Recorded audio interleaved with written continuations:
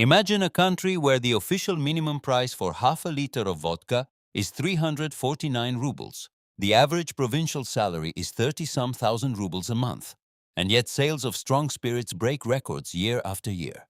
Russia is the only place in the world where people are not looking for a way to stop drinking. They are looking for a way to drink more cheaply. And believe me, in this field, Russian inventiveness knows no bounds. The first method is classic moonshine, or in Russian, samogon or bimber. And it is such an old, deeply rooted and widespread system that it should be treated not as a criminal marginalia, but as an important branch of Russian home industry. Russian economists estimate that between 10 and 15 million home producers are distilling samogon across the entire federation, and total production ranges from 3 to 5 billion liters a year. Half a liter of homemade moonshine cost between 100 and 150 rubles, compared with store-bought vodka at 349. That is almost a threefold saving on every bottle. The equipment for distilling samogon is completely legal in Russia. You can buy it openly online, in kitchenware stores, and even at market stalls in small towns. Legally, only selling samogon to others is prohibited, but drinking your own product is allowed to your heart's content. A provincial Russian buys a large distillation kettle, sacks of rye or wheat, sugar, yeast, and from that moment on, for the rest of his life, he no longer has to go to the shop for vodka. What is more, Russian samogon recipes are objects of genuine cultural pride. The recipes are passed on orally, written down in notebooks, and the best ones, those that yield a clean, fusel-free moonshine, are treated in families with an esteem comparable to a grandmother's secret borscht recipe. On the internet, Russian samogon forums have hundreds of thousands of active users. Discussions about charcoal filtration, double distillation, and the best raw material, rye versus wheat versus sugar, are carried on with a seriousness and level of detail worthy of scientific seminars. And no one, literally no one, considers it shameful. The second method is the speakeasy and the grey alcohol market, which, as Russian analysts themselves admit, provides nearly half of the alcohol consumed by Russian society. This is no fringe phenomenon. It is half the market, operating in the fumes of untaxed vodka produced in illegal stills scattered across the country's poorest regions. Grey market vodka appears in drinking dens, at marketplaces, passed hand to hand in stairwells, and through the window of a car parked at dusk by a housing estate garage.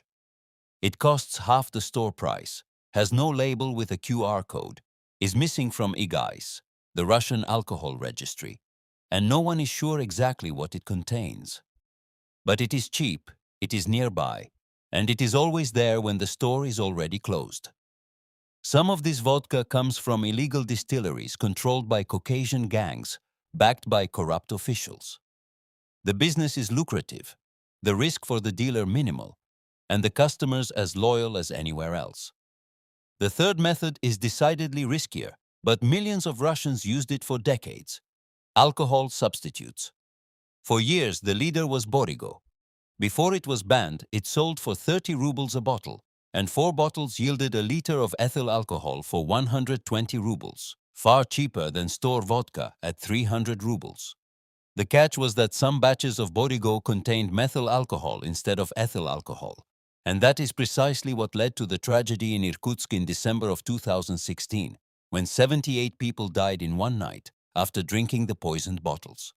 The authorities banned the sale of Borigo, and Russians immediately found substitutes.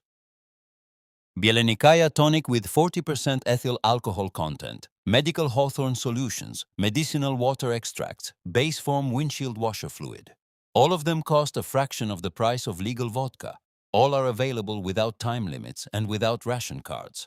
And Deputy Prime Minister Alexander Kloponin officially estimated that 20% of all alcohol consumed by Russians consists of precisely these dual-purpose liquids. Analyst Vadim Drobis gave a more precise number. Between 12 and 15 million Russians reached for cheap substitutes with alcohol in them before stricter restrictions were introduced. By the way, after Borigo, people sniffed their sleeve to mask the smell because the substance smelled like hawthorn tea, and that immediately aroused suspicion among co-workers. A tidbit from the Russian internet. Some people diluted Borigo with apple juice and insisted that it tastes like fruit tea with mulled wine.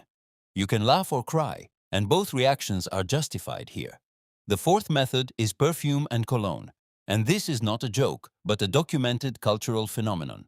Triple or Trojnoi eau de cologne is a Russian cologne with a 70% alcohol content, produced since Soviet times and available in every cosmetics shop for a dozen odd rubles. In communist Poland, its counterpart was birch water, and the mentality was the same. In Russia, triple is so iconic that some seniors still consider it the basic evening drink.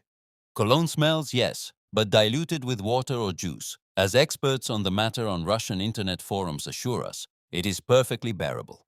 On top of that, it costs 10 times less than legal vodka and can be bought without any time restrictions because it is a cosmetic product, not alcohol.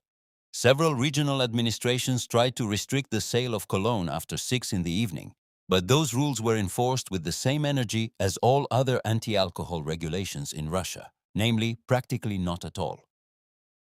An anecdote from Siberia. For a short time, one store in Novosibirsk sold cologne exclusively for skincare. The cashier asked each buyer what kind of care they intended to use it for. The customers answered without batting an eye, for the face, of course. The fifth method is joint purchase, known in Russian as skidivatsia, literally to chip in. This is a true achievement of Russian social engineering, a beautiful example of grassroots solidarity that would delight any sociologist. The mechanism is simple. 4 men on a bench by the store pool their money for 1 bottle of vodka. Each puts in as much as he has, 50 rubles, 80, 100, until enough is collected for a full bottle. Then the bottle goes around the circle of fairness. Each person takes a sip proportionate to his contribution, and everyone is, within the limits of possibility, satisfied.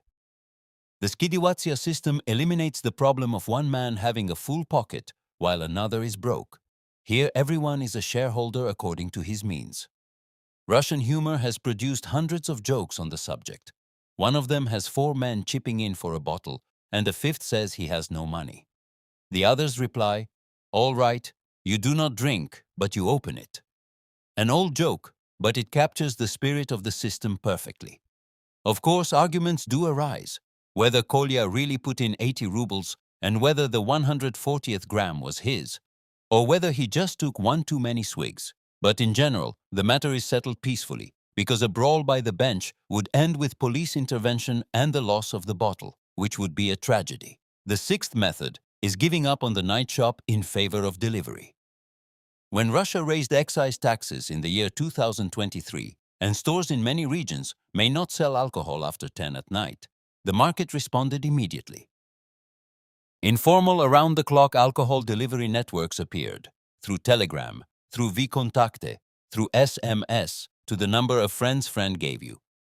Night prices are higher than store prices, so this method is not the cheapest. But for a person who needs alcohol at 3 in the morning, the calculation is simple. Pay more now or wait until morning, with the prospect of a difficult next day. Emotional economics beats the logic of saving money. But the savvier ones buy an evening supply for the night and morning treatment in advance, which is, in effect, the sixth and a third method. Telegram as a channel for illegal alcohol distribution boomed after the year 2022 because lockdowns, military mobilization, and stress created demand that night shops physically could not handle. In Russian cities, whole networks of anonymous alcohol couriers now operate, organizing themselves like food delivery, only without a receipt and without any guarantee of product quality. The seventh method is more elegant and used by Russians of the middle class, who would shyly never admit to triple or samogon, but who perfectly understand the value of planning alcohol purchases. It is mass stockpiling whenever there is a price cut, promotional sale, or seasonal clearance. Russian discount chains, Pyaterochka, Magnit, Dixie, regularly run promotions on cheap branded vodkas, during which the price drops several percent below the prevailing minimum. Russians who understand this rhythm buy not 1 bottle, but 10 or 20. They store them in the cellar, under the bed, in the garage. In the provinces, there are known cases of families keeping several dozen bottles a year like jars of preserves. Vodka does not spoil. Vodka is an investment. Vodka is an insurance policy for hard times. And this is not irrational in a country where inflation pushes alcohol prices up by several percent a year. What is more, vodka in Russia is officially recognized as a means of payment in the informal economy. A plumber in the village takes payment in bottles. A neighbor helps with repairs for a bottle. A mechanic's tip in the back of Beyond goes in spirits rather than rubles. A bottle of vodka is the universal currency of the Russian countryside, and it can be kept in the cellar like a bar of gold. The eighth method may be the most tragic and at the same time the saddest, simply eating less in order to drink the same amount. Gallup conducted a survey in Russia which found that 31% of Russians say they do not have enough money for food. At the same time, alcohol sales break records every year. Those who cannot afford both food and alcohol choose alcohol. So the eighth method is not a method in the strategic sense. It is the consequence of a system that for centuries has produced poverty and alcohol as the solution to that poverty at the same time. It is also worth noting one paradox. The Kremlin is perfectly aware of each of these 8 methods. It knows about Samogon, it knows about the drinking dens, it knows about Cologne and Borigo. And yet the system persists because excise tax on legal alcohol is one of the pillars of the federal budget, and a drunk province is a province incapable of collective protest. When you gather these 8 ways together, garage moonshine, grey market booze from the speakeasy, cosmetic substitutes, cologne from the pharmacy, a joint purchase on a bench, night delivery through telegram, bulk stockpiles in the cellar, and savings on food, you see the full picture of Russia's alcohol economy. This is not a country that has a problem with alcohol. It is a country that has alcohol built into its social, fiscal, and political system so deeply that trying to remove it from there would wreck more than one budget. Gorbachev already went through that. We know the result. If this video pulled you into the fascinating and terrifying world of Russian drinking culture alike, leave a like, subscribe to the channel, and click the next video.